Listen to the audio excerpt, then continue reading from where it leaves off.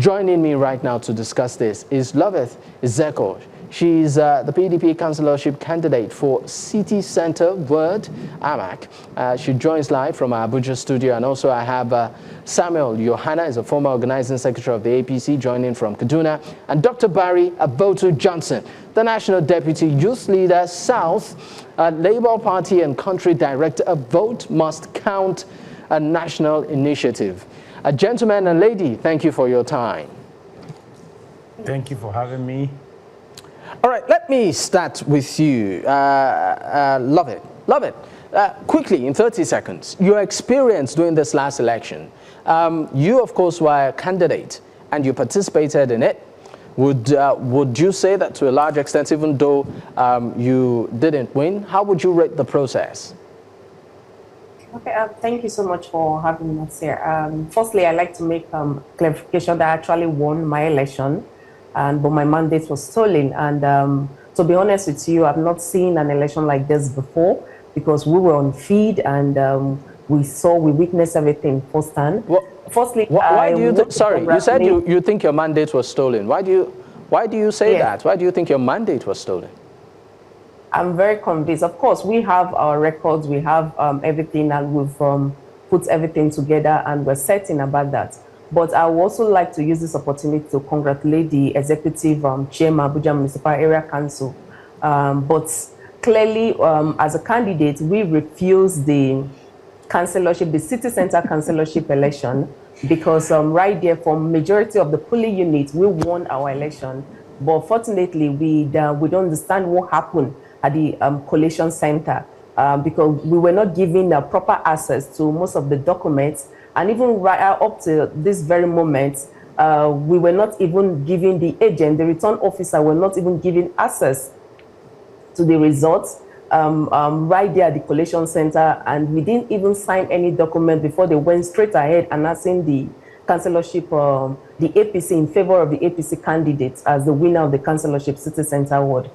So we refused that, and I think there was a lot of challenges we experienced at the feed, because personally, I was called upon in a particular polling unit, OVA, I think 024, where we went there, we noticed that they added about 700 votes in favor of the APC councillorship candidates.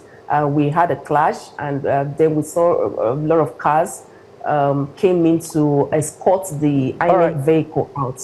I'll come back to you. I'll come back to you, Loveth. Let me, of course, bring in Sam Yohanna, who is a member of the APC, to react to some of the things you have said, and also the conduct of that particular election. Even though we, for now, what we know is that the APC swept virtually all the seats. Viewers at home. Mr. Lakbo, she has just contradicted herself. In one breath, she said she has congratulated the chairman-elect, that was Mekalambu, and in the other breath, she said her mandate was stolen. So, which one do we tag along with?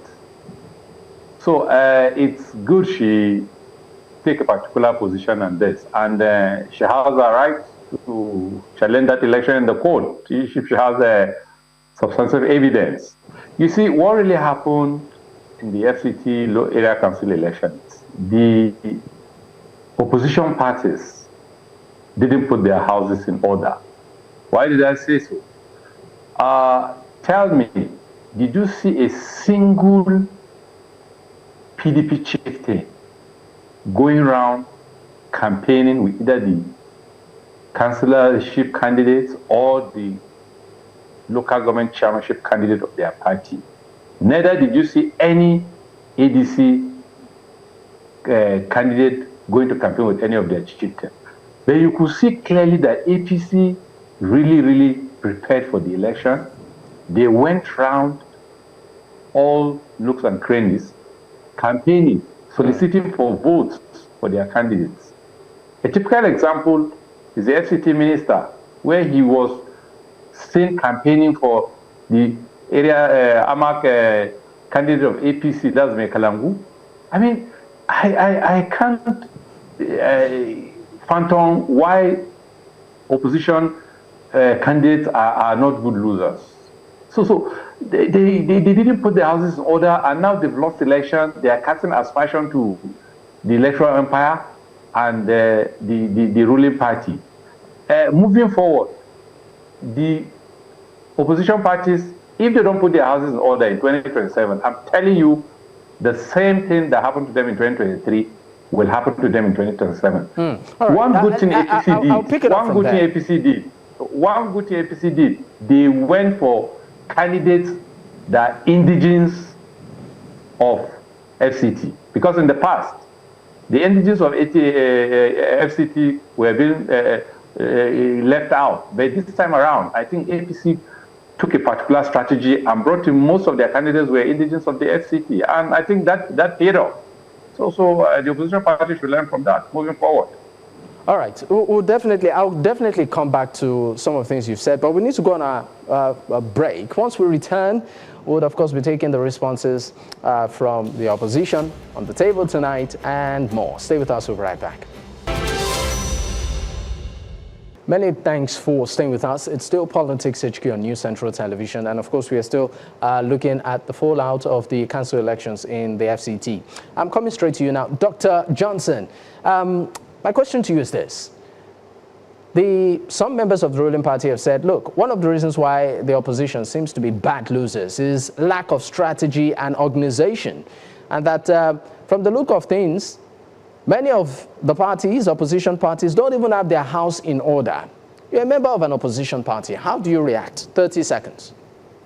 Well, I think it is clear that the ruling party has done whatever they want to do. Labour Party, I can't speak much about this because Labour Party wasn't on the ballot. So whatever that's happened between two children from one mother, because the PDP, at the other hand, is still a member of the ADC, and the ADC is still a member of the APC. So definitely we are saying 3 children from one woman in a bandwagon of confusion, rigging themselves in and out of power. But for the Labour Party, I think we'll talk very, very little about this because we were not on the ballot. So I don't think there's anything we could say that will make sense for now. My question to you, I know that the Labour Party wasn't part of it, but yes, in one word, in lieu of 2027, as an opposition, do you have a strategy? Yeah. Are you prepared? Well, we are prepared if the president or if INEC or if the players of politics in Nigeria gives us the opportunity to play free, fair, and acceptable politics. Because first, the politics of Nigeria has a long way to go to bring economic development. And if there's no free will, there's no open playing field for everyone to participate, it's going to be a big problem. Like for the Labour Party, you see the problems we're facing. We have an issue with our former presidential candidate who is a political jumpology. And we have the serving Abia State governor, who is a political party kidnapper that has jammed the rock of the Abure-led leadership. And you can see the Nenadi group who are doing everything they can to stop the Nigerian people from having a platform. But whatever they want to do, they're wasting their time. 2027, Labour Party is ready. Labour Party is working on the ground to present another Nigerian who has the capacity to win again for the Nigerian people. All right, thank you very much. Loveth, I'm going to come to you now, and I would appreciate if you can respond, as briefly as you can. You said in your opening remark that in this last council election in the FCT, your mandate was stolen, and that you personally believe you won. So what next? What are you going to do about it now? Our legal team is looking into the process. Then we'll be advised by our leaders on the next direction to take. But honestly, as a person, I'm very pained. And the people of City Center are really aggrieved about this whole thing because, councillorship has to do with the grassroots. And this is the grassroots. And councillorship is the person the people have access to. And if their mandate is being stolen at this level, we can't really just imagine what sorry to interrupt you because we're really, working with time. Mr. Yohanna, I'm going back to something you said. You said your legal team would take that up. But Mr. Yohanna used the word. He said that, unfortunately, the opposition seems to be bad losers. Do you think you're a bad loser in this election? No, not at all. I'm not a bad loser because... So you think you had strategy? Yes, we did. We did. And you had people on ground? Yes, and we won at majority. We won majority of the polling units. But from observation, at the collation center, we don't really, I think there was some manipulation in order to favor the APC councillorship candidates at the dying minute, because we, from our records, we are very sure, we know we actually won the election. And it's just quite unfortunate, to be honest. It's just quite unfortunate because it's not just about me as a person.